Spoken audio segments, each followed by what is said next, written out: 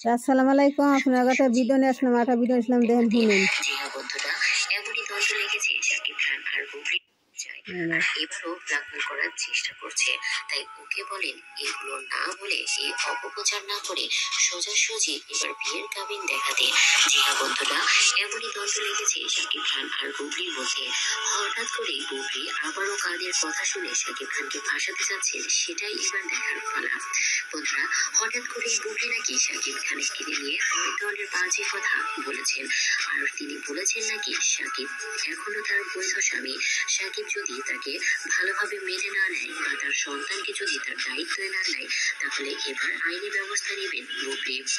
আর যদি শাকিব তাতেও না মানে, তাহলে তার কাছে অনেক ধরনের প্রমাণ আছে, সবকিছু মিডিয়ার সামনে নিয়ে আসবে, শাকিবের ক্যারিয়ার নষ্ট করে দিবে। শাকিব অনেক মেয়ের সাথে এখনো রিলেশনে আছে, আর সেটা যদি সবার সামনে নিয়ে আসা যায়, তাহলে শাকিবের আর সম্মান থাকবে না। তার ক্যারিয়ার এখন তুঙ্গে আছে, আমি এক তুড়িতে তার ক্যারিয়ার নিচে নামিয়ে দিব, এমন অনেক ধরনের হুমকি দিয়েছে শাকিবকে ফোন করে। আর এবারে সেটা শোনার পরে বা এটা বলার পরে শাকিব মহা কেঁপেছেন। সে এবার সবার সামনে এসে বলেছেন যে, দেখুন বুবলি যে অপপ্রচার গুলা চালাচ্ছে, এগুলো কোনো ভিত্তি নেই। ওকে আগে বলুন যে ও আমার বৈধ স্ত্রী কিনা। ও তো বলে যে ও আমার স্ত্রী, এর কোনো প্রমাণ আছে কিনা। ওর যদি প্রমাণ থাকে, তাহলে ওকে অবশ্যই কাবিননামা বের করতে বলুন। একটা মেয়ের সব থেকে সাহসের এবং সব থেকে বড় প্রমাণ হলো কাবিননামা। আমাদের মধ্যে যদি বিবাহ হয়ে থাকে, তাহলে অবশ্যই আমাদের কাবিননামা থাকবে। ওকে আগে কাবিননামা দেখাতে বলুন, তারপরে ওকে আমাকে ব্ল্যাকমেল করতে বলুন। আসলে আমি ওকে দায়ী করি না, কারণ ও তো নিষ্পাপ। ও লোকের কথা শুনে এই ধরনের কাজগুলো করছে। ও কার কথা শুনে এই কাজগুলো করছে আগে সেটা জানুন, কারণ ও টাকার বিনিময়ে সবকিছু করতে পারে। কিছুদিন আগে ও আমার কাছ থেকে 12 লক্ষ টাকা নিয়েছে, এভাবে ছেলের কথা বলে আর আমাকে হুমকি দিয়ে।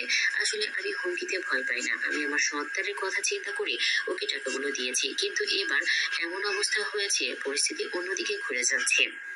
ও কার কথা শুনে এবং কাদের কাছ থেকে টাকা খেয়ে এই কথাগুলো বলছে, এগুলো বাইরে বের করে দেয়। তো দেখেন তো, এই যে কথা শুনেন, বুবলি কি না করা হবে সবই করা হবে। যে বুবলির কথা এই যে ফাঁস হয়ে গেছে, বুবলি কি না করা। আর একটা ভিডিও আছে, দেখেন, কারণ শুনাই। আর একটা ভিডিও আছে, জানি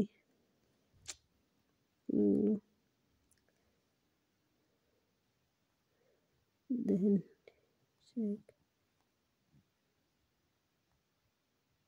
পার্সোনাল লাইফের এই বিষয়টা উঠে আসার পরই বা জানার দাওয়াত রইল, অগ্রিম দাওয়াত রইল, সবাই দোয়া করবেন।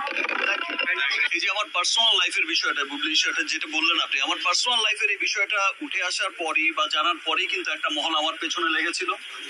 তারা কিন্তু আর অন্য কোনো কিছু, তারা অনেক কিছু সাজাতে চেয়েছিল, কিন্তু কিছুই কিন্তু পারেনি। তারা ভেবেছিল শাকিব অধ্যায় এখানেই শেষ করছে, তা কিন্তু আর হলো না।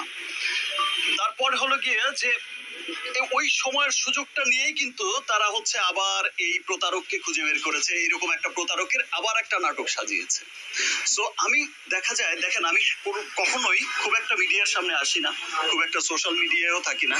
আমি সব সময় কিন্তু আমি বিশ্বাস করি যে আমার জন্য আমার লাখো কোটি মানুষ আছে যারা আমাকে ভালোবাসে, দেশে বিদেশে কোটি মানুষ আছে যারা আমার পক্ষ থেকে জবাবটা দিয়ে দেয়, এবং আমার বিশ্বাস আছে যে সমস্ত কিছুর কিন্তু অভিযোগ আমার বিরুদ্ধে যা হয়, যা কিছু হয়, সমস্ত কিছুর প্রমাণাদি কিন্তু আবার আপনারাই দিয়ে দেন, সেটা দুদিন আগে বা দুদিন পরে। সেজন্য আমি কিন্তু কখনোই খুব একটা প্রতিবাদও করি না, খুব একটা কাছেও আসে না। আমি জানি যে দুদিন পর তো সবকিছু দুধ কা দুধ পানি কা পানি হয়ে যাবে, সব তো সামনেই চলে আসবে। আমার কাছে ওই বুবলিশ বা ওই আবার পার্সোনাল লাস্ট ইস্যুর কিছুদিন পর মনে হয়েছে যে ধৈর্যের একটা সীমা আছে। আসলে আমি চুপ থাকি। সবাই চাণক্য নীতিতে একটা কথা আছে, জঙ্গলে নাকি সোজা গাছটাকেই সবচেয়ে আগে কাটা হয়। আগে কথা বলা হতো যে বোবার কোনো শত্রু নই, এখন দেখা যায় বোবারই হচ্ছে সবচাইতে বেশি শত্রু, বিকজ বোবা কথা বলতে পারে না। বোবাকে চর দিলেও সে কথা বলতে পারে না যে আমাকে চর মেরেছে, বোবাকে লাথি দিলেও বলতে পারে না সে লাথি খেয়েছে। সো বোবা থাকার এখন আর সময় নেই। এখন আসলে যে যেমন যেমন কুকুর তেমনই মুগুর দেওয়া উচিত।